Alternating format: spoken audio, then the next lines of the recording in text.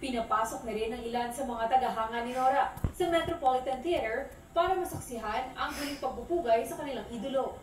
Pagdating sa Met ng labi ni Ate Guy, ginawa rin siya ng arrival honors. Sa loob ng teatro, naging emosyonal ang seremonya.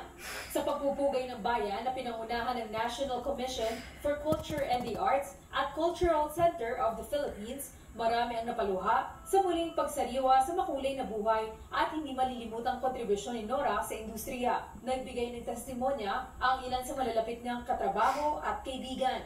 Punta kami sa Central Park sa Hong Kong. Daan-daang DH ang nandoon. Halos bawat isa ay niyayakap ni Guy. Noong palis na kami, lumingon ako. At nakita kong tumatakbo sa kalsada ang mahigit 10 DH, lumuluha habang humahabol sa van. Naisip ko, bakit ganito ang epekto ni Guy sa mga tao? Bakit sila umiiyak? Alam ko kung bakit.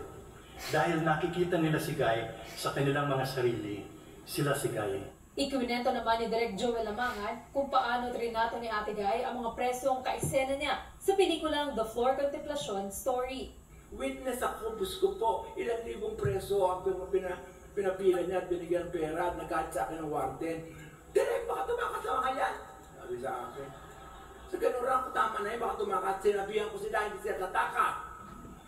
Wala man tumakas. Nora, maraming salamat. Pagbukas mo ng aming pananaw tungkol sa simpleng sining ng pelikula. Ibinahagi ni Chavez Santos, isang aminadong Noranyan, kung paano naging bahagi ng kanyang buhay ang superstar, mula pagkabata hanggang maging katrabaho at kaibigan. There is something about her that cannot be explained by technique alone. She is raw. She is real. She is authentic.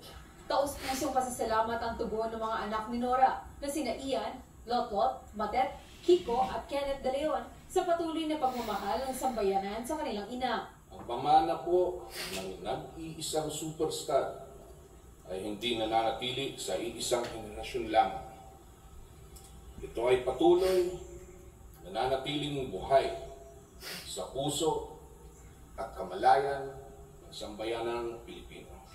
Kinanta naman ni Jed Madela, Angeline Quinto at Aisel ang ilang awiting tumatak sa buhay ng nag-iisang superstar. Matapos ang State Meteorological Service, inihatid ang labi ng superstar sa libingan ng mga bayani. Ang karapat-dapat na himlayan sa isang tunay na alagad ng sining at kulturang Pilipino.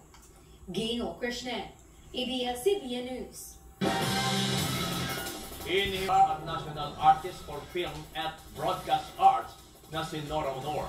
Hanggang sa mga uling sandali, patuloy po na nagbigay pugay ang mga solid Noranians sa bituin at haligi ng showbiz. Nagpapatrol, MJ Felipe.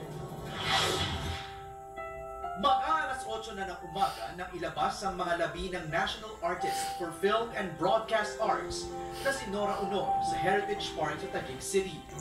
Nakasunod ang mga anak at apo ni Nora habang sinasabuyan siya ng bulaklak.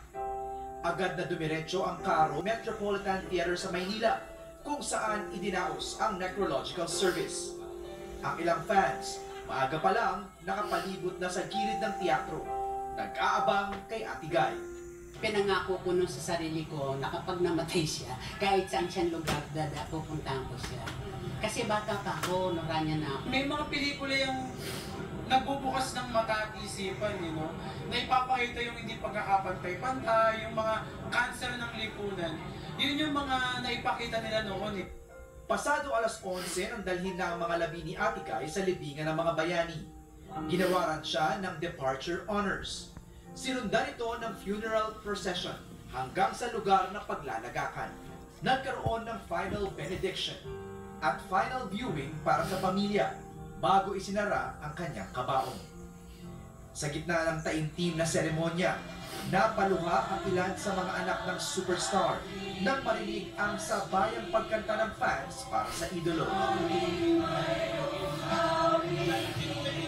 Iniabot ang nakapatong na bandila ng Pilipinas kay Ian De Leon at nagkaroon ng 3 volleys of fire. Pagpapakita ng utang na loob para sa isang pambansang gawad ng sining at sa kanyang naging ambag sa bayan. Hindi malapit kami sa Diyos dahil sa aming ina. Marami siyang natulungan, marami siyang binigyan ng inspirasyon. At nagkakasama tayo ngayon sa huling araw niya. Yun lang po ang gusto kong sabihin sa inyo. Maraming salamat. Idineklara naman ni Pangulong Ferdinand Marcos Jr. ang araw na ito na Day of National Mourning bilang pagkilala sa natatanging kontribusyon ni Honor sa sining. Sa kanyang pamamaalam, nasaksihan natin ang mainit na pagmamahal mula sa kanyang mga kapamilya, katrabaho at mga tagahanga. Patunay sa di mapapantayang impact ng nag-iisang superstar hindi lang sa sining kundi sa buhay ng mga Pilipino. MJ Felipe, ABS-CBN News.